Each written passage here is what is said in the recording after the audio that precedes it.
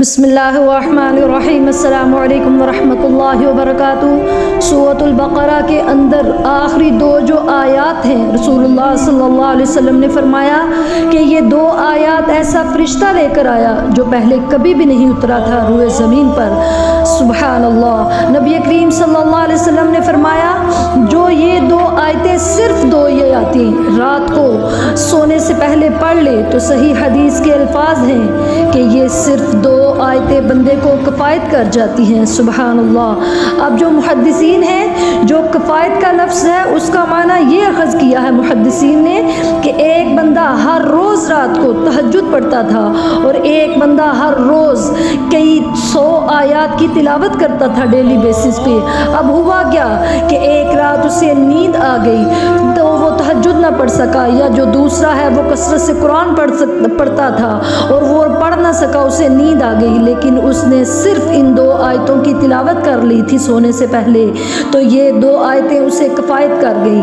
اس کے نامہ اعمال میں ساری رات کا قیام لکھ دیا گیا، جتنے وہ پارے پڑھتا تھا ان کا اجر بھی اس کے کھاتے میں لکھ دیا جائے گا۔ سبحان اللہ۔ اور دیگر محدثین نے فرمایا کفایت سے مراد یہ ہے کہ جمیع بیماریوں کے اور جمیع مخلوقات کے شر سے اللہ تعالیٰ اس کے لیے کافی ہو جاتے ہیں۔ سبحان اللہ۔ جو ان دو آیات کو روزانہ تلاوت کرتا ہے، اور پھر صحیح حدیث کے یہ بھی الفاظ ہیں کہ جو بندہ ان دو آیات کی صرف 3 راتیں، بس 3 راتیں تلاوت کر لیتا ہے، حالانکہ سورۃ البقرہ کے بارے میں صحیح حدیث ہے کہ 40 دن جو لگاتار پڑھے، حالانکہ ہے بھی وہ بہت لمبی، لیکن آپ موبائل وغیرہ پہ اس کی تلاوت لگا دیں تو 40 دن تو چاہے جتنا بھی پرانا جادو ہو، چاہے جتنی بھی بڑی بندش ہو، تو وہ 40 دن لگاتار اپنے گھر میں سورۃ البقرہ کی تلاوت کرے یا لگا کر وہ کیا کہتے ہیں متوجہ ہو کر سن لے،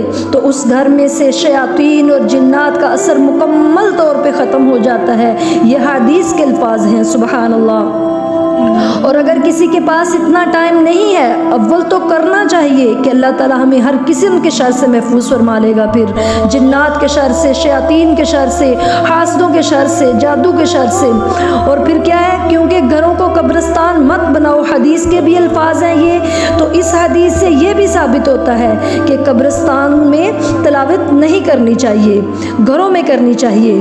تو 3 راتیں جو بندہ صرف سورۃ البقرہ کی آخری 2 آیات کی تلاوت کر لیتا ہے، تو اس حدیث کے الفاظ بھی یہی ہیں کہ اس گھر سے شیاطین اور جنات بھاگ جاتے ہیں۔ سبحان اللہ۔ جیسا کہ میں نے آپ کو بتایا کہ اگر سورۃ البقرہ کو 40 دن لگاتار پڑھا جائے تو حدیث کے الفاظ ہیں کہ شیاطین اور جادو پرانے سے پرانا ہو تو وہ ختم ہو جاتا ہے، اور ہر قسم سے وہ شر جو سے وہ ان کا گھر پاک ہو جاتا ہے۔ اور اسی کے مقابل میں بتایا کہ اگر آپ سورۃ البقرہ کی آخری 2 آیات صرف 3 راتیں لگاتار پڑھ لیتے ہیں تو اس گھر سے بھی شیاطین اور جنات بھاگ جاتے ہیں۔ سبحان اللہ۔ گویا سورۃ البقرہ کے اندر پورے کا پورا توڑ موجود ہے، جادو کا، جنات کا، بندش کا، انسان کو وہم ہے، وسوسہ ہے، یا رزق کی بندش ہے، رزق کی کمی ہے، تو سورۃ البقرہ کی گھر میں تلاوت لگائیں یا پڑھیں۔ آپ دیکھیں کہ بہت سے گھروں میں مسئلے مسائل ہوتے ہیں کہ ماشاءاللہ وہ کھاتے پیتے اچھا خاصا ان کا کاروبار ہوتا ہے، لیکن یکدم اتنے زیادہ وہ کرائسس میں گر جاتے ہیں، اتنے زیادہ ان کے نقصانات ہونا شروع ہو جاتے ہیں حاسدوں کے حسد کی وجہ سے، جادو کرنے والوں کی وجہ سے، اور یہ ساری چیزیں ظاہر ہے برحق ہیں۔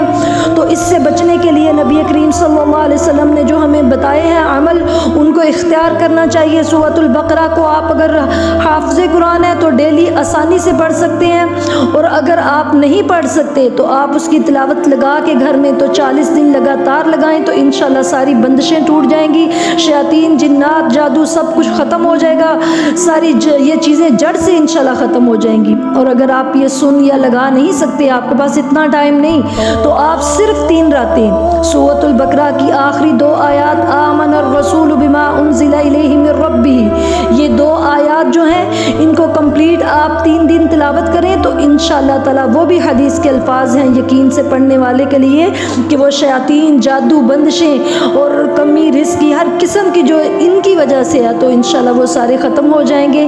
اللہ تعالی ہم سب کا حامی و ناصر ہو، اللہ تعالی ہمیں قرآن و حدیث پہ چلنے والا بنائے، حاسدوں کے شر سے بچائے اور شریر کے شر سے محفوظ فرمائے، آمین۔ السلام علیکم ورحمۃ اللہ وبرکاتہ۔